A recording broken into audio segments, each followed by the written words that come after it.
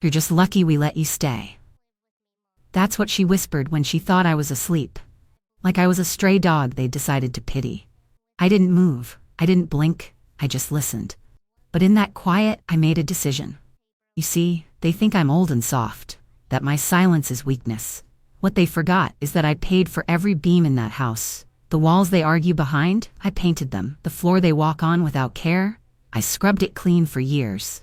I've been kind, yes, but not blind. When they left me out of family photos, I noticed. When they hid the good dishes before my guests came over, I noticed. When they shuffled me from one room to another like I was a suitcase, never asking, never respecting, I noticed. And while they were laughing behind my back, I was taking notes. I may not raise my voice, but I raise storms in silence. Thank you for sitting with me. It means more than you know. If you're watching this, I wonder where you're listening from. Maybe your kitchen? Maybe alone in a quiet room? Maybe somewhere you've been made to feel like you don't belong. If you've ever been made to feel small in the place you gave your best to, I want to hear from you. If someone made you feel like your time was up, like your voice didn't matter anymore, say something below. Or if it's too much to explain, just write. I built this. That's all. And I'll see it, because you and I, we don't need noise to make meaning. We know how to keep going with nothing but memory and grit. And when people try to erase us, they forget we're the ones who taught them how to hold the pen in the first place. I was 39 when I buried my husband. The ground was cold that morning, and so was the silence in the car ride home. I didn't have time to fall apart. I had a little boy staring up at me with wide, scared eyes, waiting for breakfast the next morning like nothing in the world had changed. So I wiped my tears in the laundry room and got to work. I picked up 2 jobs, cleaned schools at night, and answered phones at a dentist's office by day. I skipped meals so he could grow strong. I never bought myself a winter coat if his shoes didn't fit. I saved every penny. For years I walked past that empty plot of land and whispered to myself, one day I'll build something there. And I did. I didn't take out loans. I didn't ask for help. I stacked bricks with strangers who became friends. I learned to measure wood and patch drywall. That house, the one they say I'm lucky to stay in, that house is mine. It has my fingerprints under the paint and my breath in every room. I built that roof to keep my son warm. He was a sweet boy, full of questions, always following me around, wanting to help. But as he grew, so did the distance. I don't blame him for being tired. Life makes some people quiet, but what hurts is what came after. He brought home Melissa. Pretty, polite, always with a thank you on her lips, but never a glance that reached my eyes. She never looked at me, only through me, like I was part of the wallpaper. Like I came with the furniture. And slowly I faded into the background. But I was never powerless. I was just patient. And there's a difference. It started with a letter I almost didn't open. I was sitting by the window, sorting through junk mail, the kind you usually toss without a second look. Catalogs, coupons, promises you didn't ask for. Then I saw the envelope. Plain, heavy, no return address, but I knew that seal. It was from the bank. I hadn't used that credit card in months. I kept it tucked away, like an umbrella you hope you won't need, just in case. So when I saw the number at the bottom, $8,147, I thought it was a mistake. I blinked, looked again. Spas, a smartwatch, a flat screen, bottles of wine with names I couldn't pronounce, and none of it mine. My hands were steady, but my chest felt hollow. I flipped through page after page, more charges, more bold letters, my name over and over attached to someone else's comfort. I waited until dinner, sat across from them like always, listened to their small talk, her new skincare, his new work laptop. I listened to them giggle about a weekend getaway. Then I said it, calmly. Did either of you use my credit card? The silence was so sharp it could have sliced bread. Then Melissa laughed, and said, oh that? We were going to tell you. We needed a few things and we figured since you weren't using it. No apology, no shame, just assumption. They didn't even hide it, because they didn't think I mattered. Because they thought I wouldn't do anything. Because they've spent so long talking over me, they forgot I still know how to speak. I didn't yell, I didn't argue, I nodded, took a sip of my tea.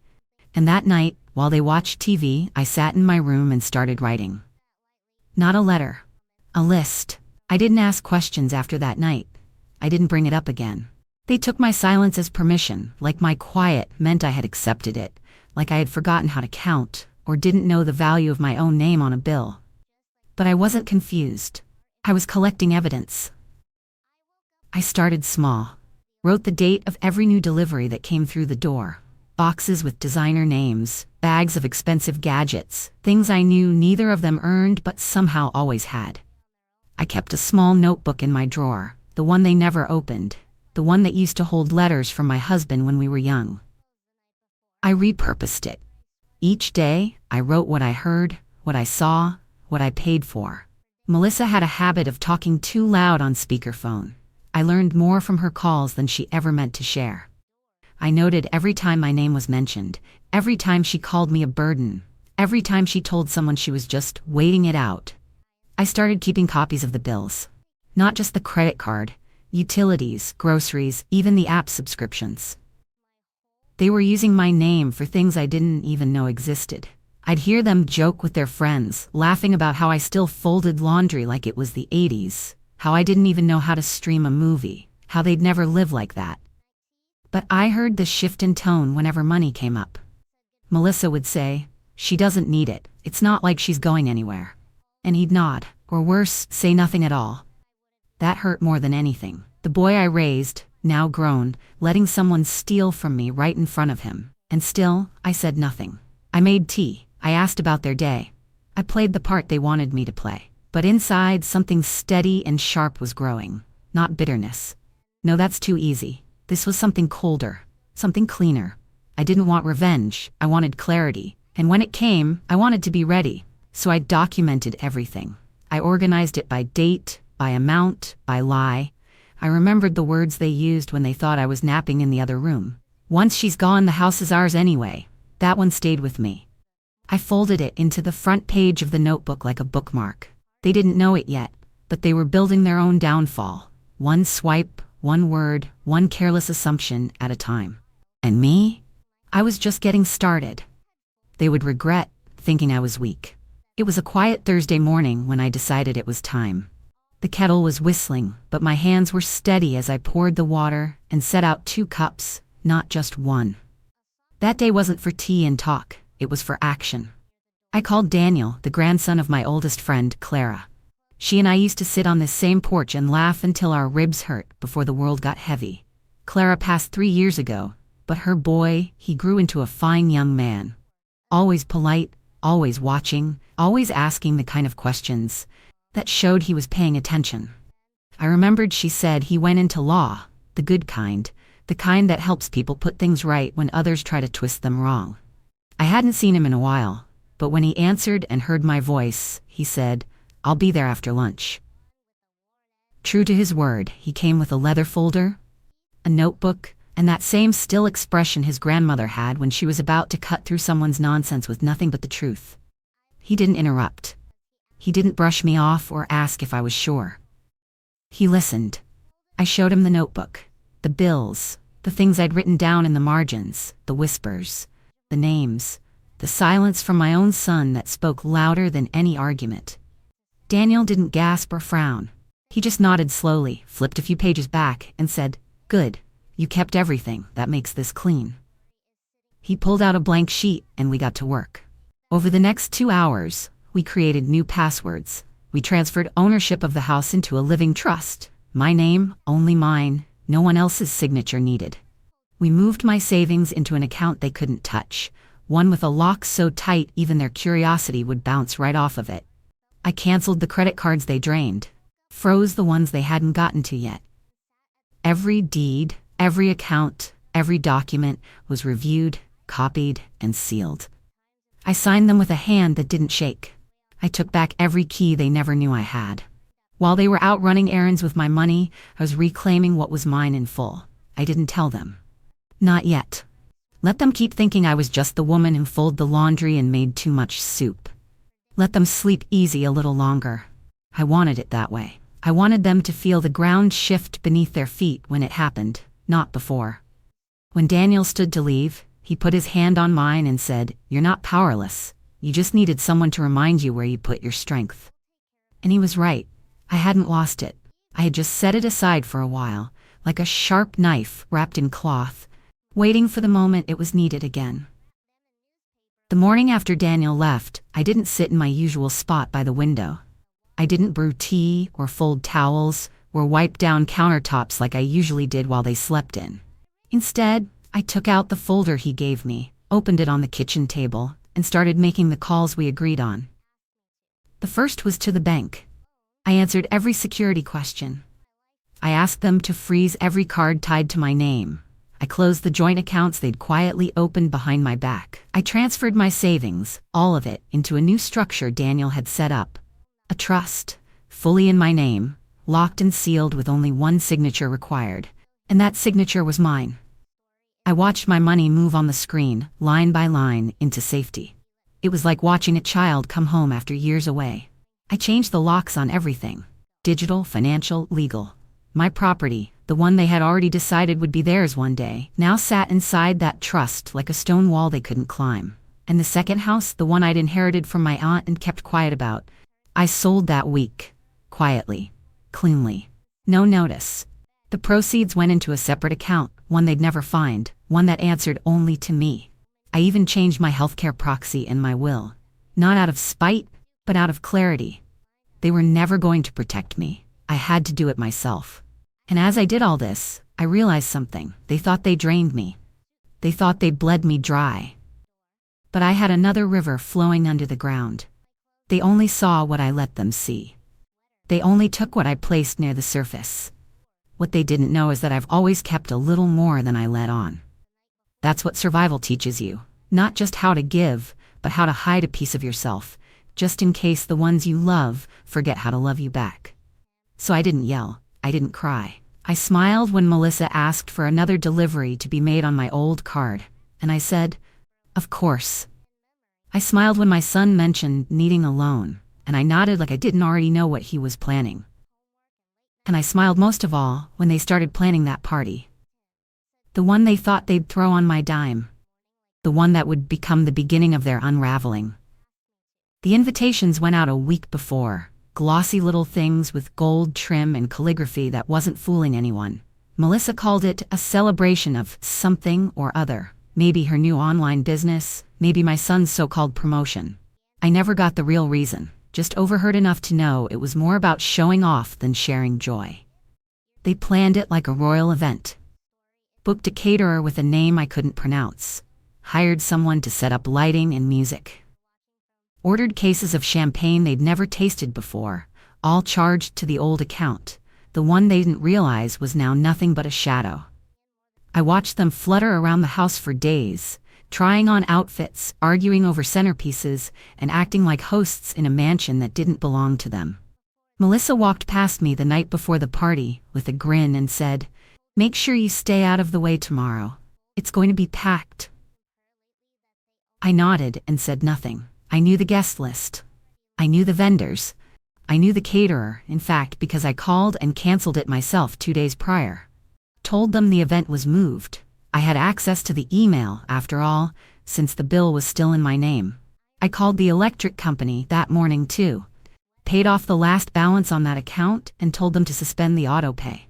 It was scheduled to reset at 4 p.m., right when the party was supposed to start. I didn't need drama. I just wanted them to see what it felt like when the things you build on lies start to collapse.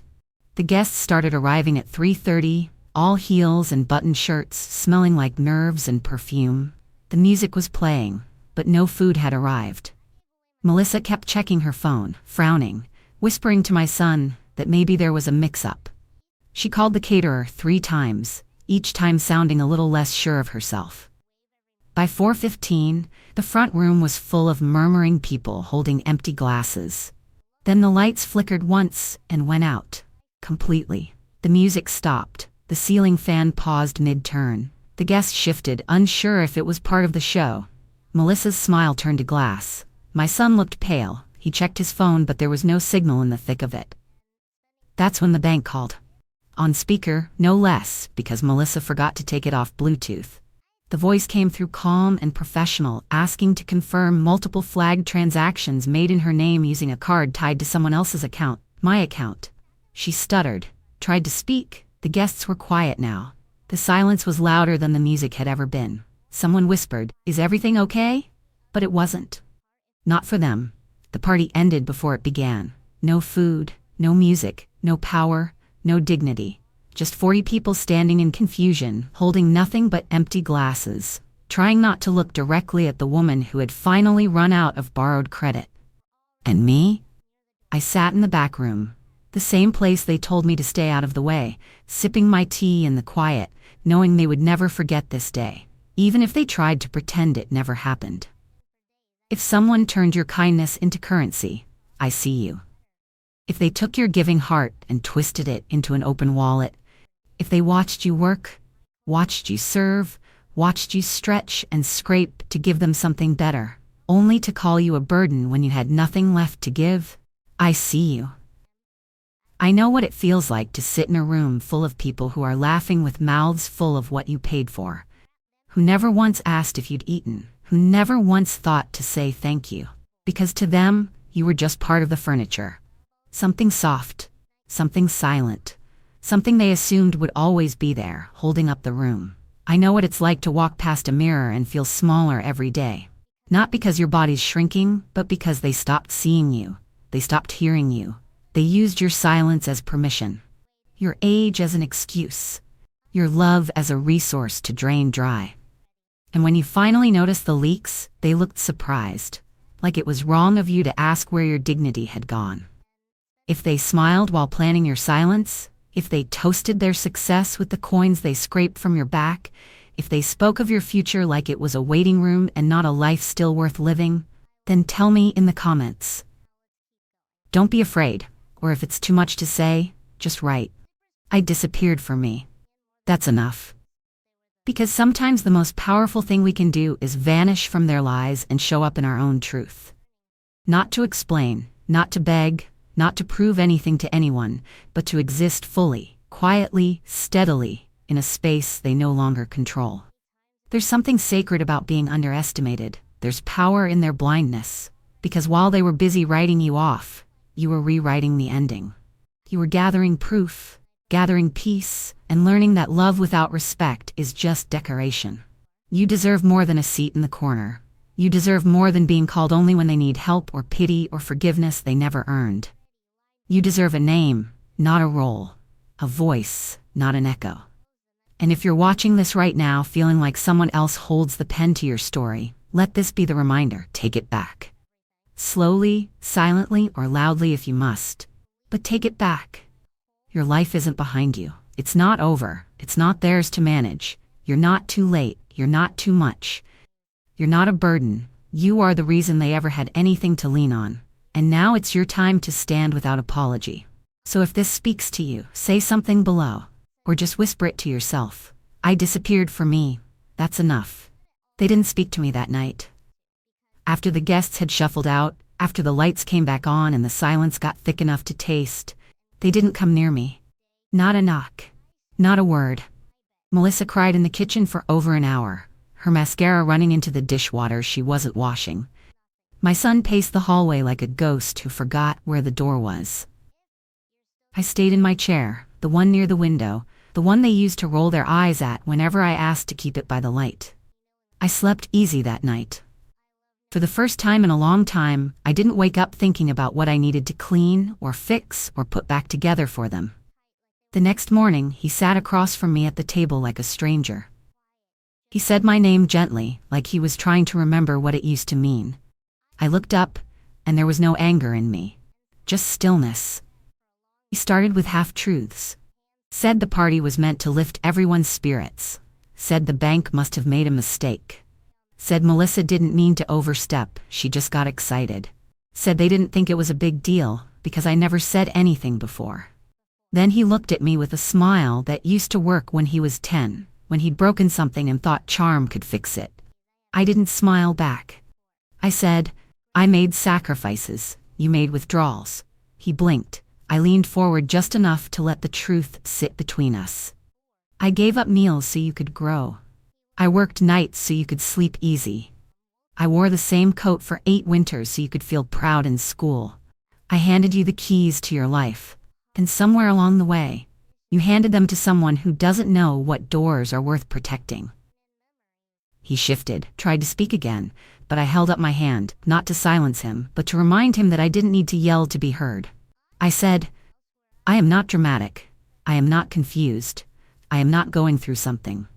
I am going through you, through the layers of disappointment I never wanted to see, through the lies I let slide for too long, through the love I gave that came back to me in the form of pity and debt." Melissa hovered at the doorway, eyes red, but I didn't look at her. Not because I wanted to be cruel, but because I was finally tired of setting myself on fire just to light the room for people who never said thank you. My son reached for my hand, but I didn't move. I let the space speak. That kind of silence is heavy when it comes from a woman who's carried more than her share. No tears, no yelling, just power, real power, the kind you don't need to announce because it's rooted in truth. And when he finally stood to leave, he looked smaller somehow, not because I shamed him. I didn't need to. The truth did that on its own. He said we didn't know. I looked him in the eye and said you didn't want to. And that was the end of it. After they left that day, there was no argument, no slamming doors, no last-minute outburst trying to rewrite what had already been said. Just the sound of shoes walking out of a house they used to think belonged to them. And then, finally, quiet. Not the kind that stings, but the kind that heals. I stood in the middle of the living room and took a long look at it. The pictures on the walls were still crooked, from when Melissa tried to rearrange things to her taste. The throw pillows she bought had phrases on them I never liked. I gathered them first, put them in a box, not out of spite, just to make room. Then I opened the cabinet where she hid the good dishes. The ones from my wedding. The ones I wasn't allowed to use when her guests came over because she said they looked too old. I took them out, washed them by hand, and set them on the table. No occasion. Just because I was still here, I brought out the tablecloth with the lace trim that she called outdated. I lit the candle in the glass holder that reminded me of my sister. I didn't play music. I didn't invite anyone. I just moved through the house like it was breathing with me again. And then I went to the hallway closet and found the old camera. The one with the timer, the one we used before phones took over. I set it up on the kitchen counter, stepped back, and took a photo. Just me. In my home. In my truth. No one posing beside me for show. Just a woman standing in the space she built, smiling. Not because everything was perfect, but because it was hers again. Later that afternoon, I carried a chair out to the porch. The real one. Not the folding one Melissa kept in the garage. I brought out my iced tea, sweet, strong, and poured over real ice, not that pebble kind she used to bring home in bags. I sat there with the sun on my knees, listening to the birds talk about whatever it is they always seem to be solving out loud. And I thought to myself, not once did they ask how I managed before they showed up. Not once did they thank me for the roof they took for granted, for the food they didn't cook, for the bills they never opened. They assumed I was background, just the old lady at the edge of their spotlight. But I was never background. I was the foundation. The reason the walls stood up, the reason the door stayed open, the reason they had anything to inherit in the first place. And now, with no one looking over my shoulder or treating my space like a waiting room, I felt it again, me. Not the version that shrinks for company, the real one. The woman who worked, built, stretched, and endured. The one who remembers her strength not by how loud she spoke, but by how steady she remained when everything tried to shake her loose. I sipped my tea, leaned back, and let the sun touch the parts of me I used to hide. And for the first time in years, I didn't feel like I had to apologize for taking up space. I just breathed, and it was enough. A few days later, I went into town wearing my Sunday shoes and the scarf my sister gave me years ago, the one I used to save for special occasions. I decided that morning that reclaiming your life counts as a special occasion. I walked into the lawyer's office with my documents tucked neatly in my purse, my hair pinned back, and my voice steady. I sat across from Daniel and told him we had one more thing to finish. My will. The old version had names that no longer belonged there. Names that had once meant family, but now read like strangers. Names that chose silence when I needed protection. Names that spent my kindness like pocket change. Names that couldn't even say sorry without conditions attached. I asked him to remove them all. I didn't do it out of anger. I did it for clarity. A final act of sorting. A way to make the truth official. Then I pulled out a folder with the name of a small community center I've always loved, run by women for women, tucked between a laundromat and an old bakery that smells like cinnamon every morning. I told him I wanted to leave them the second house money. Not anonymously. I wanted it to be known, but not under my name alone. I told him to print the donation as coming from a woman who survived in silence and now speaks in action. I asked that a full-page thank you message be placed in the local paper, and I made sure to have it printed in the same weekend edition. Melissa always flips through, the one she reads while sipping her overpriced tea, the one she used to circle items from and say, "One day I'll be in here." When the paper came out, the center ran the message just the way I asked. Black text on soft cream background, no border, no decoration, just words. It said, "In honor of those who underestimated her." That was it. No names, no backstory. Just a truth so quiet it echoed louder than anything I could have shouted. I know she saw it. I know because a mutual friend called to tell me Melissa had gone pale and said nothing for the rest of the brunch. My son never called. Maybe he knew better. Or maybe he just didn't know what to say now that the story had turned and the ending didn't include him. Either way, I wasn't waiting for it. I was done waiting for recognition from people who only valued what they could take. I gave them my strength once. I gave them shelter, food, comfort, dignity, and space. And when it came time for them to give me protection in return, they gave me silence. So now I give what's left of my fortune to women who remind me of the version of myself I had to become alone. The fighters. The quiet ones. The ones who stay up late writing checks no one sees, cleaning rooms no one thanks them for, listening when no one listens to them. This final cut wasn't revenge. It was restoration. It was choosing peace with precision. And now, every time I walk past that bakery near the community center and see women laughing inside the little library I helped build, I smile. Because legacy isn't about who inherits your things. It's about who carries your spirit. And mine is finally free from the hands that tried to pocket it like spare change. They said I was old and powerless, that I was just passing time, waiting to be managed, waiting to be moved, waiting to be erased. But I wasn't powerless. I was patient. I was watching. I was choosing when to speak, how to move, and where to cut the ties that no longer deserved my thread. And now, I sit in peace, not silence. I live with purpose, not permission. And me, I'm the reason they're broke. I'm the reason the lights went out. I'm the reason they'll think twice before calling someone irrelevant just because she doesn't shout. And I'm not done yet. If they ever erased you, you write your name in stone. And if you're still here with me now, listening, subscribe. You belong here.